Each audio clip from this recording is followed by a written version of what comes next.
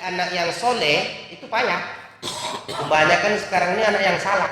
Assalamualaikum warahmatullahi wabarakatuh. Alhamdulillahirabbil alamin, al-qawiyyil matin, al-malikil haqqil mubin. Wassalatu wassalamu ala sayyidil mursalin, imamil muttaqin, shadiqil wa'dil amin, wa ala alihi wa sahbihi ajma'in. Qala Allah ta'ala fil Qur'anil Karim wa huwa asdaqul qa'ilin wa bi qawlihi yahdil muhtadun. Ya ayyuhallazina amanu ruk'u wasjudu wa'budu rabbakum waf'alul khaira la'allakum tuflihun. Shadaqallahul azim. Yang saya hormati dan saya muliakan Bapak-bapak, ibu-ibu, orang tua saya, jamaah setia salat subuh sekaligus jamaah pengajian yang dimuliakan Allah. Mari bersama-sama puji serta syukur di pagi hari ini kembali kita perbanyak kepada Allah lewat ucapan alhamdulillah. Salawat dan salam kepuasan-puasannya sangat kita tujukan ke junjungan alam dengan memperbanyak Allahumma sholli wa sallim wa barik ala sayyidina Muhammad wa ala ali sayyidina Muhammad. Doa kita bersama, mudah-mudahan kita semuanya termasuk bagian kelompok umat Nabi Muhammad yang diizinkan Allah mendapatkan syafaat. Amin ya rabbal alamin.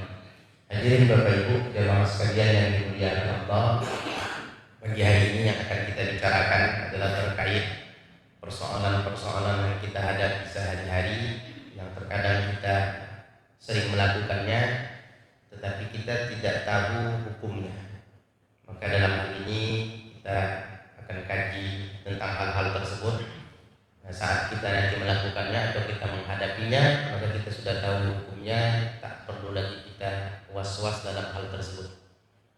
Pertama, tentang hukum mencicipi makanan atau buah-buahan ketika hendak membeli. Ini kan sering kita kalau mau beli duku, bermusim duku, atau beli jeruk, atau beli salak. Terkadang kan penjual itu kan baik kan, manis ya, kasarkan kasih 1, 2, 3, apa kata dia, pahit atau kecut. Terkadang udah banyak pun dimakan, katanya dia beli gigi dia, entah betul pahit, entah betul tak enak, atau entah pura-pura dia sengaja dia hari ini rencananya mau makan buah gratis. Nah, begitulah modelnya. Tanyanya semuanya dibilangnya masam.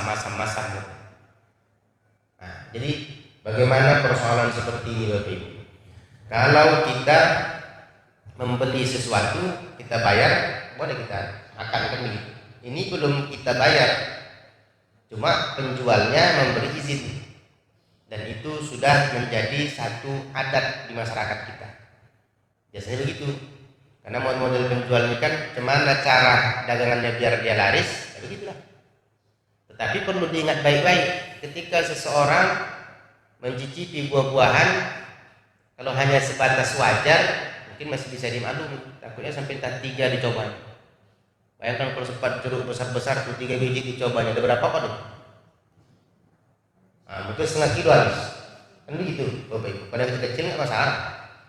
Nah, jadi ini perlu dilihat. Kata para ulama kita, dalam persoalan ini ada 2 pendapat. Pertama mengatakan tidak boleh, dan yang kedua mengatakan boleh. Siapa yang mengatakan tidak boleh? Alasan mereka karena belum dibayar, belum menjadi milik kita. Karena belum menjadi milik kita, belum kita bayar, kita cicipi, maka tidak boleh. Kalau kita paksakan juga berakibat zalim. Ya kalau membeli, kalau sempat enggak membeli, kan dirugikan penjual Bapak Ibu. Ini pendapat yang pertama mengatakan tidak boleh. Tapi kalau ini Bapak Ibu kita ikut, kawat kita. Apapun nanti yang kita beli, tak boleh kita coba-coba. Beli sepatu, nggak bisa coba-coba. Beli baju, begitu juga. Apalagi beli mobil, beli sepeda motor, tak bisa dicoba-coba. Kalau ini kita ikut pendapatnya. Jadi harus konsisten, jangan hanya sebatas buah. Nah, yang lain pun begitu. Nah, kalau sempala seperti ini kan bahaya kita. Bisa jadi pakai sepatu nanti tak kebesaran, tak kekecilan. Nah, sendal begitu juga. Kenapa? Tak boleh, haram katanya. Nah, ini pendapat pertama. Nah, pendapat yang kedua mengatakan boleh. Alasannya karena persoalan semacam ini sudah menjadi uruf, kebiasaan di masyarakat. Karena dalam istilah fikih kan ada istinbat hukum tersebut diambil dari adat istiadat. Makanya kan ada ulama kita mengeluarkan kaidah al-adatu muhakkimatun. Al-adatu muhakkamatun. Kebiasaan setempat itu akan menjadi sebuah ketetapan hukum. Ini kaidahnya. Dasar dalilnya ada hadis Rasul yang diriwayatkan oleh Imam Ahmad. Nabi bersabda, "Ma ra'ahul muslimuna hasanan wa indallahi hasanun." Sesuatu yang dilihat orang Islam itu baik, maka di sisi Allah itu juga termasuk baik. Nah, jadi adat ini Bapak Ibu bisa menjadi sebuah ketetapan hukum sepanjang adat tersebut tidak bertentangan dengan syariat. Nah, tapi kalau bertentangan dengan syariat itu nggak bisa. Contoh, ada di satu tempat Bapak Ibu adatnya kalau laki-laki meninggal yang mandikan perempuan, perempuan meninggal laki-laki mandikan. Nah, gimana nih? Apa bisa ini diikutkan? Tak bisa karena bertentangan dengan hukum. Walaupun ada di setempat. Jadi kalau udah namanya cocok dengan hukum Islam dan itu merupakan adat, udah kita lanjutkan. Tak jadi persoalan. Sama lah seperti mencicipi buah-buahan tadi karena sudah menjadi adat dan itu pun ditanya kepada penjual, dia tidak merasa rugi Bapak Ibu sepanjang yang wajar. Ini alasan pertama mengatakan boleh. Nah, kemudian kalau kita lihat lagi pendapat para ulama dalam hal ini ada dua pendapat. Pertama, Imam Al-Ajalluni dalam kitab beliau Kasful Khofa juz 2. Beliau mengatakan, apa kata Imam Al-Ajalluni tadi? La ba'sa bizzawaqi indal mustarah. Tidak mengapa merasakan buah-buahan makanan ketika mau dibeli. Jadi ketika mau dibeli tidak mengapa merasakan. Ini fatwa seorang ulama. Nah, kemudian fatwa yang kedua bersumber dari Sayyid Sabiq dalam kitab beliau Fiqih Sunnah juz 1. Nah, beliau katakan apa katanya? Qala Ibnu Abbas la ba'sa ayyazuqa at-ta'ama al-khulla wa say'a yuridu sira'ah. Berkata Ibnu Abbas. Ibnu Abbas ini masih bersaudara sama Rasul karena satu kakek orangnya. Satu kakek anak paman dia. Abbas paman Rasul, anak pamannya Ibnu Abbas. Apa kata Ibnu Abbas? La ba'sa, tidak mengapa. Ayyazuqat ta'ama, merasakan makanan, tahu kita asam garamnya, manis tidaknya. Kalau yuridu sira'ahu, kalau berniat ingin membelinya. Tapi kalau tak berniat ingin membelinya, hanya sebatas merasa-rasakan, ini jatuh kepada zalim Bapak. Jadi jangan sempat dia rasa-rasakan saja musim duku. Rencana dia satu hari ini mau makan duku gratis, gimana caranya? Jadi belikannya di sini berapa sekilo Pak? Sekian, boleh dirasakan boleh. Biji 2 biji, asam katanya. Memang sengaja dicarinya yang agak asam sedikit. Nggak ada jeda, pikir ke penjual satu lagi, asam katanya. Udah 4 dimakan, sempat 5, Bapak Ibu. Entah 3, entah 2, udah berapa Pak? Nah, jadi dia rasa-rasakan tidak dia bayar. Ini hukumnya zalim. Nah, jadi ini perlu untuk diingat baik-baik. Walaupun sudah menjadi adat, kalau niat kita mau membelinya, boleh kita rasakan. Tapi kalau niat kita tak mau membelinya hanya sebatas merasa-rasakan gitu, nggak usah. Kita kan udah tahu Bapak Ibu. Kalau musim-musim buah-buahan ini, ya biasa nih. Salak yang paling manis, salak pondok, gitu. Oleh yang lain itu macam-macam itu rasanya. Nah, jadi ini perlu untuk diingat baik-baik. Nah, kemudian persoalan yang kedua yang kerap kali terjadi di masyarakat kita adalah tentang hukum melakukan sholat bagi orang yang sudah pikun. Ini kan sering di Bapak Ibu, ada juga orang bertanya, sudah pikun ya? Nah, bagaimana ini? Yang perlu diingat baik-baik, persoalan pikun ini banyak Bapak Ibu orang yang tidak bisa menduga apakah umur tua menyebabkan pikun, karena sekarang ini pun ada yang umur 55 tahun udah pikun, 60 udah, bahkan ada yang 80, 90, 100 Bapak Ibu belum juga pikun-pikun. Ada saya jumpai ayah kawan umurnya 106 tahun, bapak 106 tahun masih kuat, masih sehat. Apa udah pikun? Tidak. Naik sepeda masih bisa kemana. Berapa umur ayahnya? 106 tahun. Itu masih nampak tuh Quran dibaca anaknya. Memang fisik seorang, tapi masih ada juga yang masih umur 55 tahun tadi saya katakan udah pikun. Nah, makanya perlu sama kita ini sejak sekarang kita mempersiapkan diri Bapak Ibu. Minta sama Allah, ya Allah kalau kau panjangkan umurku, jangan kau buat aku tak bisa mengurus diri dan menjadi beban bagi anak-anak. Jadi kalau seandainya kita dipanjangkan Allah umur, paling tidak kita bisa mengurus diri, nggak menjadi beban. Karena sekarang nih Bapak Ibu untuk mencari anak yang soleh itu payah. Kebanyakan sekarang ini anak yang salah, anak yang toleh.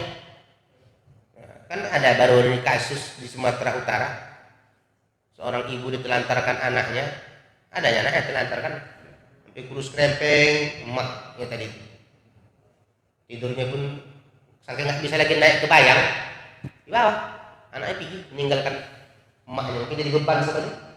Nauzubillah. Inilah contoh-contoh anak yang durhaka itu Bapak Ibu. Nah, jadi bagi kita perlu minta begitu sama Allah. Ya Allah, jangan kau panjangkan umurku kalau aku nggak bisa mengurus diri. Berarti Ustaz minta mati kan? Boleh rupanya berdoa minta mati. Islam Bapak Ibu tidak melarang kita minta, ya Allah kalau hidup ini lebih bagus bagiku, hidupkan aku. Tapi kalau mati itu lebih bagus bagiku, matikan aku. Begitu cara berdoa. Tapi kalau minta mati nggak boleh. Tuhan bosan kalau aku mati kena cepat. Nah itu yang tak boleh. Kalau yang tadi itu kan kalau hidup lebih bagus, itu kan tak ada istilahnya minta mati kan. Kita minta sama Allah kalau lebih bagus hidupnya, hidupkan. Cuma nanti Bapak Ibu di penghujung zaman dekatnya kiamat, ketika seseorang melihat kuburan, maka pada saat itu orang berucap, aduh nyaman kali, enak kali orang itu di situ ya. Tak ada persoalan, tak ada bekalahi, enak. Contohnya itu sama-sama lah sama orang. Nah, kayak begitu. Mungkin kita kadang terpesona menengok ketenangan penghuni kubur di atas. Kita tengok, tapi kita tak tahu bagaimana kondisi mereka di alam mereka sana, di alam barzakh. Nah, itu sekarang udah mulai terjadi di dekatnya kiamat, ketika persoalan hidup semakin banyak, ditambah lagi keamanan udah nggak nampak. Nah, maka pada saat itu, saat menengok kuburan, orang berharap ingin menjadi penghuni kubur. Nah, kembali kita kepada kaji itu. Jadi hukum sholat bagi orang yang sudah pikun, dalam hal ini Bapak Ibu, para ulama kita memfatwakan tidak wajib sholat bagi orang yang sudah pikun kalau akalnya sudah nggak berfungsi lagi. Saking pikunnya datang anaknya pun dia bingung. Gitu datang anak tadi nyalan, siapa kau? Anak ayah lah, anak emak lah. Tak ada aku punya anak macam kau. Kau tadi udah terlewat, anak sendiri pun tak tahu. Atau sampai istrinya pun atau suaminya pun tak tanda lagi. Siapa kau? Suami kau lah, istri kau lah. Tak ada itu orang lain itu. Nah ini bagus.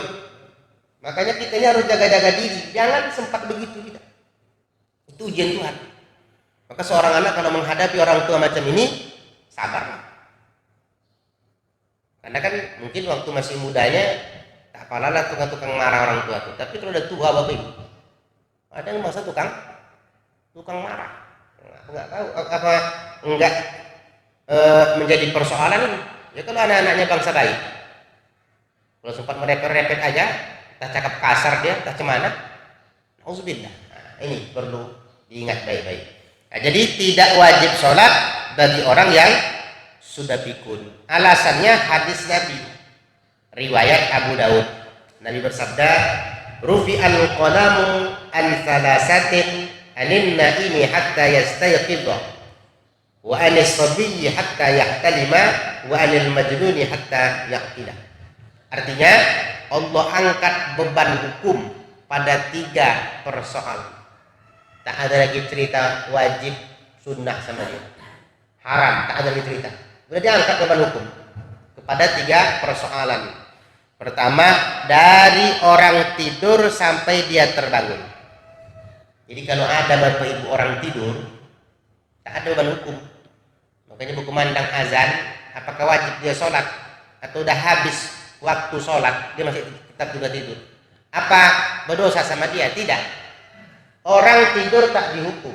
Yang dihukum adalah orang yang sadar.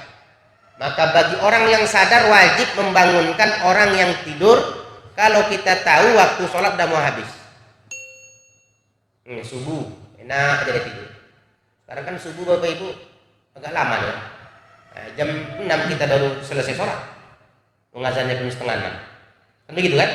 Jadi tak mana tahu anak-anak kita di rumah atau suami atau istri asik-asik tidur terus sampai mau jam setengah 7. Kan udah lewat deh subuh. Bentar lagi subuh itu habis. Mungkin sebelum jam 7 udah habis. Batasnya suruk bapak ibu. Kalau udah masuk suruk berarti subuh sudah habis. Nah kan begitu. Maka wajib bagi keluarga membangunkan itu. Yang sadar wajib membangunkannya. Sementara dia tak berdosa. Andaikan dia tertidur karena memang tak ada yang membangunkan, berdosa dia? Tidak. Jadi sholat itu mana dosa? Sholatnya begitu bangun. Niatnya apa? Niatnya bapak ibu ada, bukan qadha.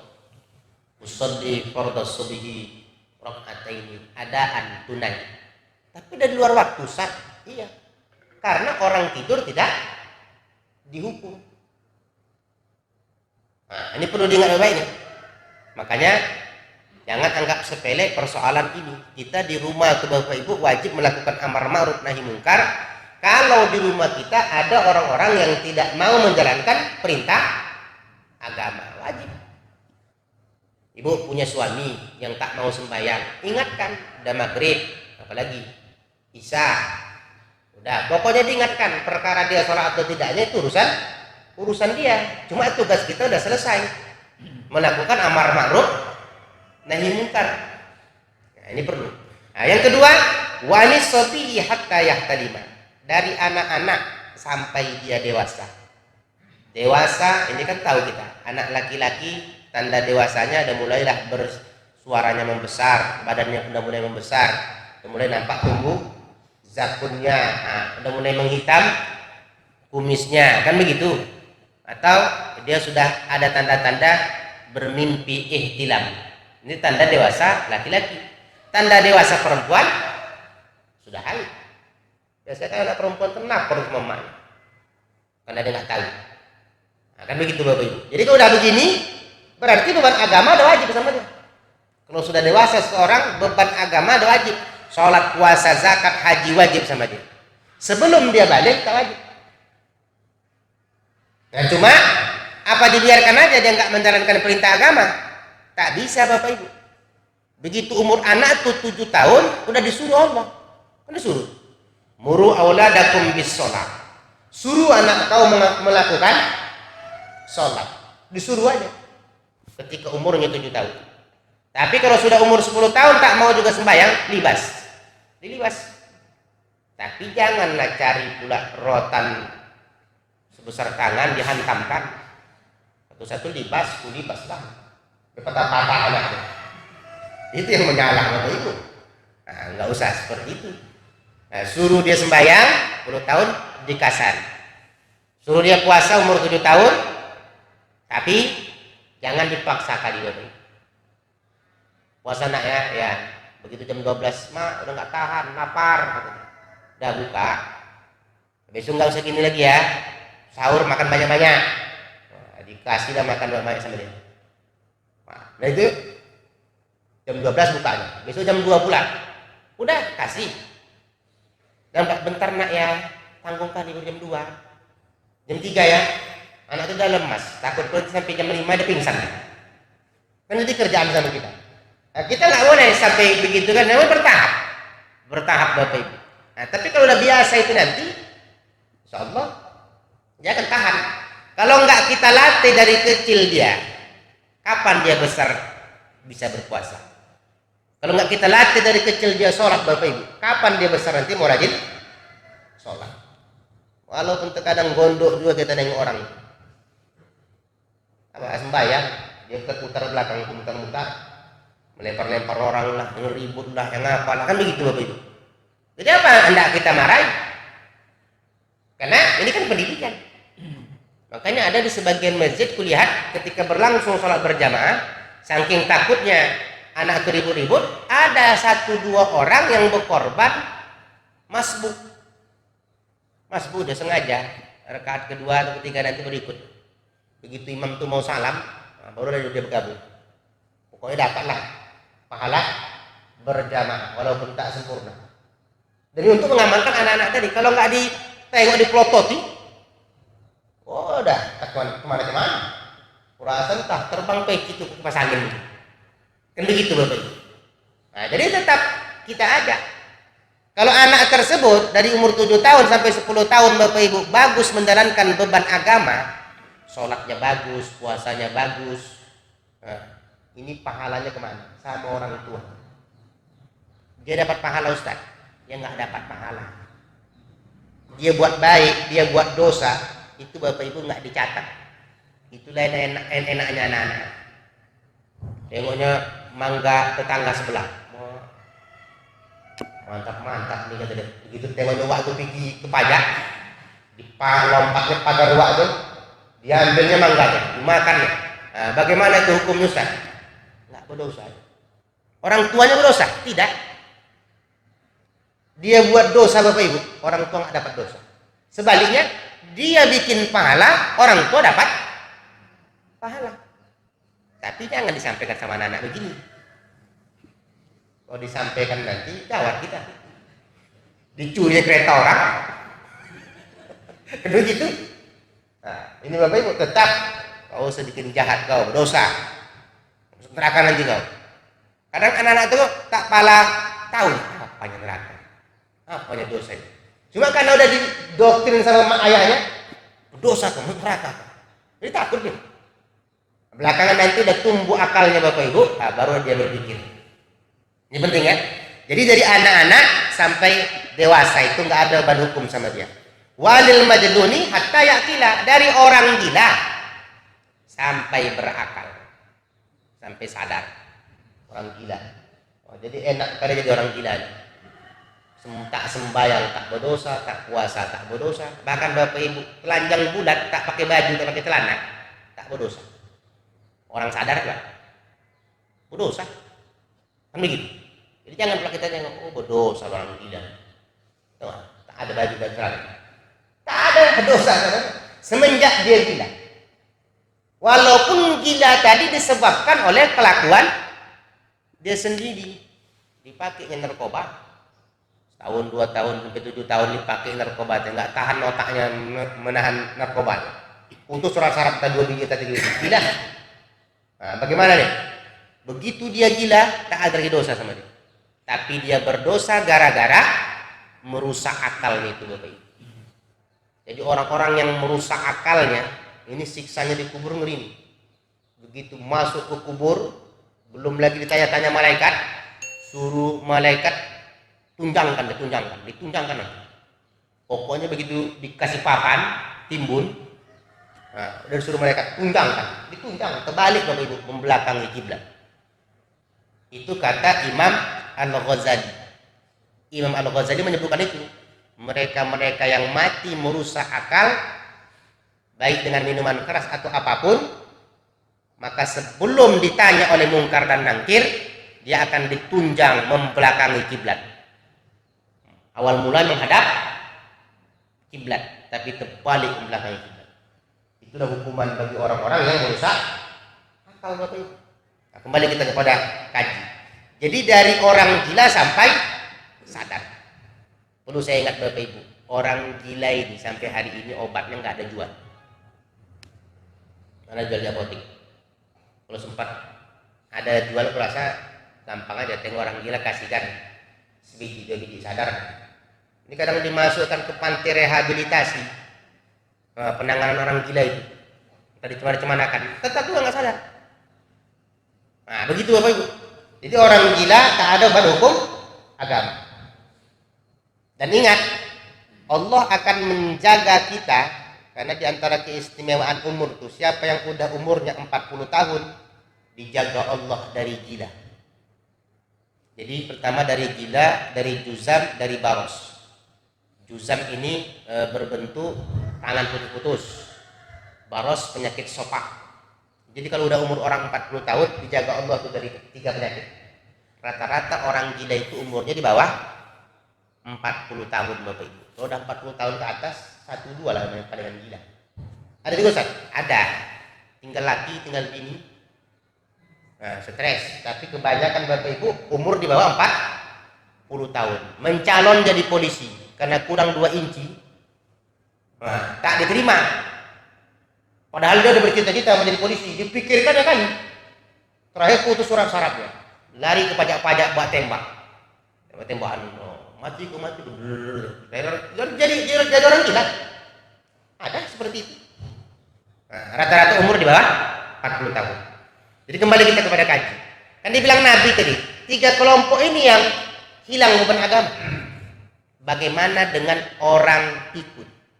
Kata para ulama, lebih hebat dari gila, lebih hebat dari anak-anak, lebih hebat dari orang tidur. Karena pikun ini termasuk penyakit ujian Allah yang agak berat Bapak Ibu. Lebih hebat dari itu. Maka beban agama sama dia tidak ada lagi. Sholat tak usah disuruh, puasa tak usah disuruh. Nah, jadi begitu. Cuma anak belum tentu tahan Bapak Ibu. Bayangkan malam-malam keluar, mana ya? Main mobilan gitu. Ditarik-tariknya mobil keliling. Kenapa? Enggak tahu dia, malam dia tak tahu, siang dia tak tahu.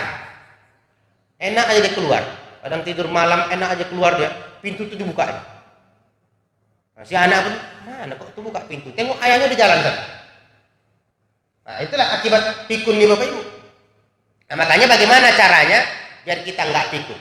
Caranya kalau udah nggak ada aktivitas, udah pensiun, nah jangan dibikin Bapak Ibu otaknya enjoy ya, nggak ada berpikir. Nah, habis sholat duduk tidur, besok lagi sholat duduk tidur, tak ada aktivitas yang lain. Amalkanlah setahun. Aku yakin kalau nggak stroke, nah apa namanya? Kalau nggak stroke, pikun deh. Ada aktivitas duduk itu, makanya kelihatannya orang kalau sudah berumur udah tak ada lagi kegiatan biasa, ada pensiun Bapak Ibu, dia gunakan untuk kegiatan yang lain. Kita baca koran, sengaja dibelinya TTS jangan pula dicari yang payah-payah, terakhirnya kan tambah pusing begitu. Cari yang gampang-gampang, nyusun aja, susun kan begitu. Pokoknya ada kegiatan otak ini. Atau paling bagus obat pikun itu baca Quran. Baca Quran itu kan bekerja juga otak. Bahkan kata para ulama kita, dari sekian banyak huruf atau bahasa di dunia ini yang bisa untuk menjangkau urat saraf tubuh, itu adalah Al-Quran. Kalau fasih kita Bapak Ibu menyebutkannya, itu bisa menjangkau urat saraf seluruh tubuh.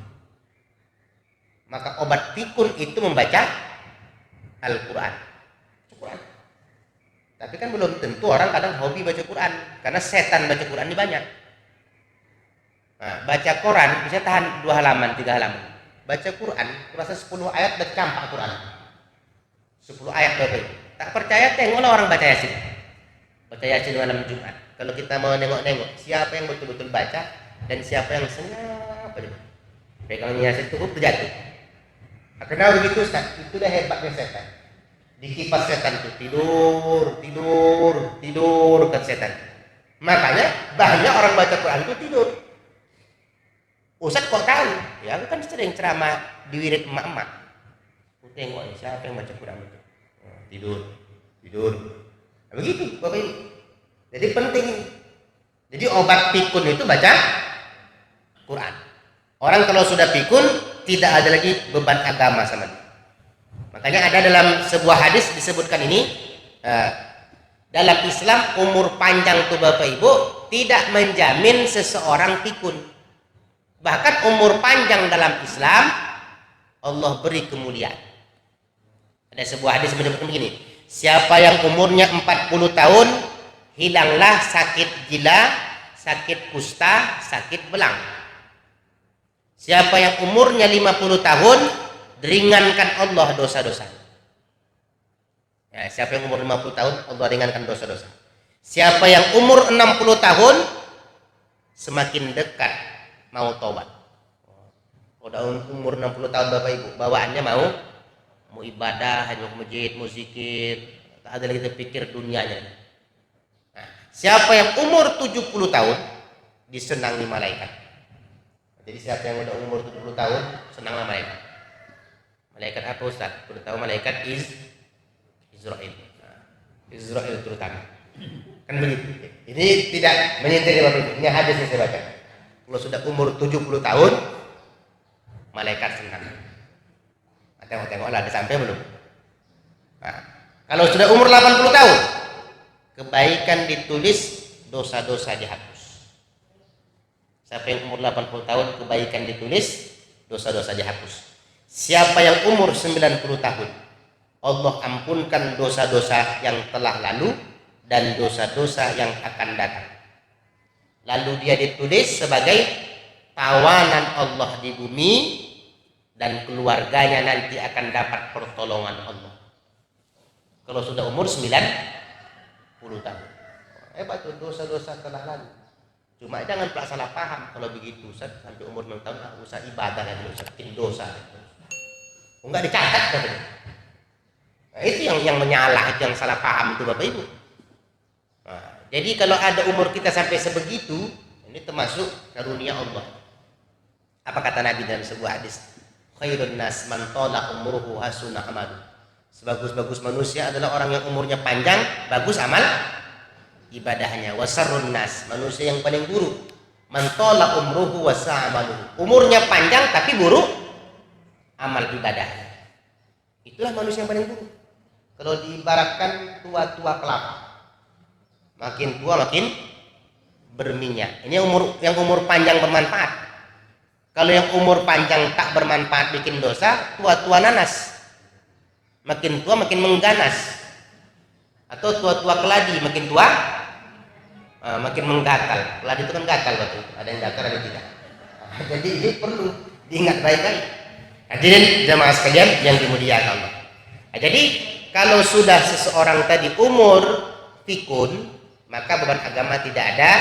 Ini disebutkan oleh Syekh Abu Thayyib Syamsul Haq dalam kitab beliau Aunul Ma'bud. Apa kata beliau? Wa yukhrijuhu an ahliyatit taklif. Jadi orang tua yang akalnya sudah tak berfungsi lagi, kacau akalnya, maka tidak ada beban agama sama dia. Nah, jadi jelas Bapak Ibu, kita sebagai anak-anaknya tidak perlu lagi memaksa dia untuk sholat dan puasa. Ini penting. Nah, kemudian persoalan yang ketiga, ini tentang hukum sholat sambil melihat mushaf. Ini kan sering sekarang. Kalau zaman dulu Bapak Ibu, orang nengok mushaf palingan suka Ramadan. Kan begitu ya. Ini tidak, ngetren sekarang ini sholat berdiri dia. Di depan tuh ada Quran berdiri. Quran bermeja. Jadi sholat maghrib, sholat isya, lama dia. Dia ingin banyak ibadah tadi. Wah, lembar, satu lembar selesai. Ambil sholat, lembar. Besar pula Quran. Nah, bagaimana ini hukumnya? Hukum sholat melihat mushaf. Dalam hal ini Bapak Ibu, jumhur ulama, kebanyakan para ulama berpendapat hukumnya boleh, tidak menjadi persoalan, tidak masalah melihat mushaf dalam sholat. Bahkan kata Imam Nawawi, pemuka dalam mazhab Syafi'i, apa kata beliau? Bisa jadi wajib menengok mushaf kalau orang yang sholat tidak hafal rukun qauliyah. Tak hafal Bapak Ibu. Fatihah tak hafal. Takbir tak hafal. Apalagi? Tasyahud At-tahiyatul tak hafal, salam tak hafal. Wajib bagi orang seperti ini menengok mushaf. Bahkan dia wajib menyuruh orang untuk mengajarkan di samping. Asalkan dia bisa melapaskan rukun qauliyah. Makanya saya ingatkan baik-baik, hati-hati. Kita ini takbiratul ihram itu rukun qauliyah, harus didengar dengan kuping. Waktu bangkit, waktu awal sholat pertama, Allahu Akbar, kan begitu kan? Itu qauliyah, mesti terdengar, bukan dalam hati. Siapa yang melapaskannya dalam hati nggak sah sholat. Mesti dilapaskan lewat mulut. Allahu Akbar, Al-Fatihah, At-Tahiyatul, Asyhadu an la, Allahumma sholli, sama Assalamualaikum. Itu rukun qauliyah, wajib dikeluarkan suara seukuran kuping mendengar. Nah, jadi kalau memang dia nggak hafal Fatihah, boleh dia buka Quran. Tapi ingat ya, jangan pula nanti gara-gara boleh pakai mushaf sampai banyak bergerak. Karena ada kejadian Bapak Ibu, ini betul nih. 2 tahun yang lalu waktu saya sholat tarawih, ini di Jalan di dekat pesantren, itu biasa Bapak Ibu kalau bulan Ramadan sejus-sejus.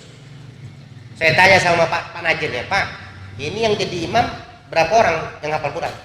1 orang aja. Apa yakin kita nanti kalau lempang bacaannya?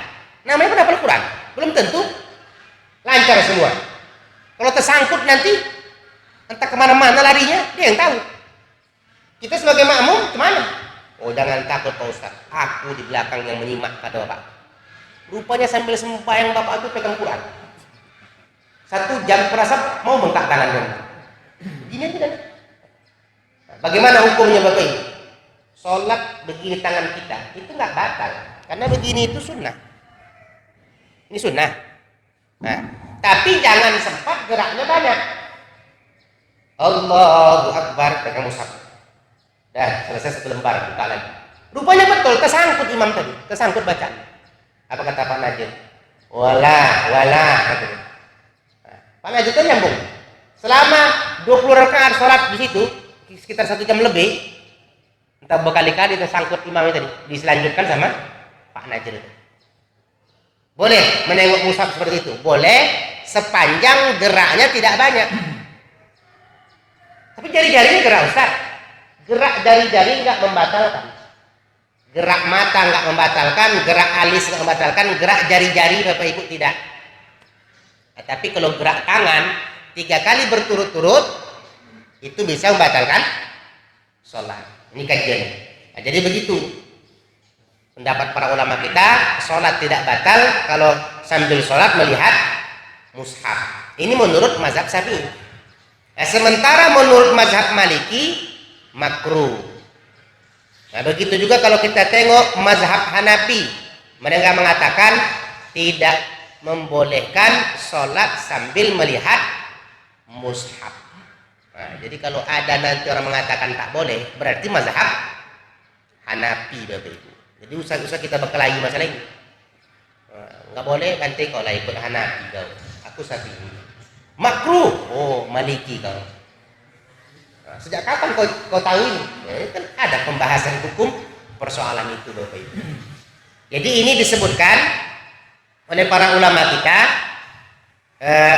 dalilnya jelas Bapak Ibu, yang mengatakan boleh tadi dalil jelas. Apa kata mereka? Wa inna Zakwan, maka sesungguhnya Zakwan budaknya Rasulullah, dia itu menjadi imam pada bulan Ramadan, mengimami istri-istri Rasulullah sholat di rumah dengan melihat mushaf Al-Quran, dikarenakan dia nggak hafal Al-Quran. Nah, jadi jelas Bapak Ibu boleh. Makanya sekarang ini udah ngetren, gue tengok di masjid-masjid di depan dekat imam tuh ada Quran berdiri Bapak Ibu. Jadi imamnya tinggal membaca itu saja. Cuma pesan saya, kalau kita ini jadi imam, jadilah yang tidak membuat jamaah suntuk dan gondok. Kalau sempat jamaah udah mandi wudhu pikir dah ke masjid, sempat ditekannya 2 lembar nih, aku agak oyong-oyong, nggak jadilah gitu. Jangan sempat dia datang ke masjid memikirkan kita yang panjang tadi Bapak Ibu. Tidak usah panjang-panjang. Itu penting. Tapi kalau kita kepingin sholat sendirian, panjang-panjang, nggak jadi masalah. Kita beli, letakkan di depan. Kalau memang kita mau ibadah sendiri. Itu penting. Nah, kemudian yang terakhir, ini adalah hukum jual beli kucing Anggora. Nah, ini kan sekarang Bapak Ibu ngetren. Semenjak ada kucing Anggora, kucing kampung tak laku. Kasihan kita nengoknya, kurus-kurus pempeng, kucing itu jalan, tak ada yang mau nyerabat. Tapi kucing Anggora, wah, istimewa Bapak Ibu, gemuk-gemuk. Wah, dia sakit demam, pilek-pilek, nggak perlu dia berobat. Tapi kalau kucingnya nggak mau makan, langsung dibawa ke dokter. Ada juga untungnya. Jadi dokter-dokter hewan itu ada kerjaan. Kan begitu Bapak Ibu. Nah, jadi ini perlu kita lihat ini jual beli kucing Anggora. Dalam hal ini ada dua pendapat ulama. Pendapat pertama mengatakan tidak boleh. Dasarnya hadis Nabi. Nabi bersabda, "Naha Rasulullah sallallahu alaihi wasallam an samanil kalbi wasinnur." Nabi melarang mengambil duit penjualan anjing dan kucing. Berarti tak boleh melakukan jual beli kucing dan anjing. Ini dasarnya. Cuma masalahnya hadis itu hadis yang kayak mana?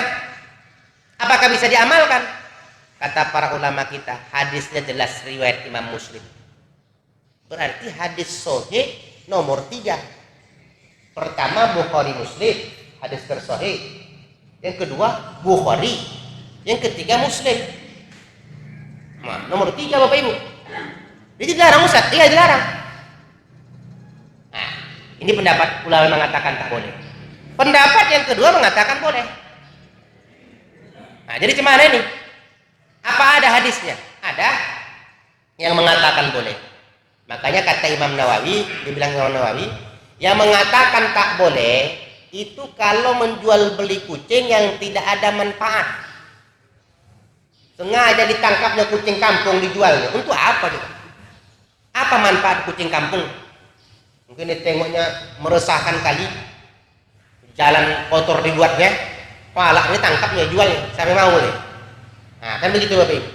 Tapi kalau kucing Anggora ini ada manfaat untuk bikin hiasan. Bahkan sekarang ini Bapak Ibu menjadi tren tersendiri. Rumah-rumah yang besar-besar, pejabat-pejabat itu rata-rata ada kucing Anggora. Makannya penuh banyak, biaya hidupnya. Nah, jadi karena ada manfaat tadi, berfatwalah Imam Nawawi. Apa kata beliau? Wa in kana mimma yanfa'u wa ba'ahu sahal bai'u wa kana samanuhu halalan wa hadza mazhabuna wa mazhabul ulama kafatan. Kalau hewan yang akan dijual belikan tersebut ada manfaatnya, maka hukum jual belinya sah, duitnya boleh diambil, boleh dimakan, halal.